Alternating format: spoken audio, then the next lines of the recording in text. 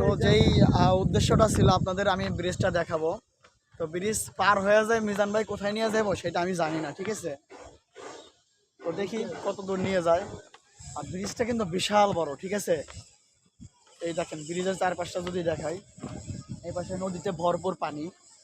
পানি হয়তো এখন শীতের মৌসুম, এই জন্য পানি কমতির দিকে, ঠিক আছে।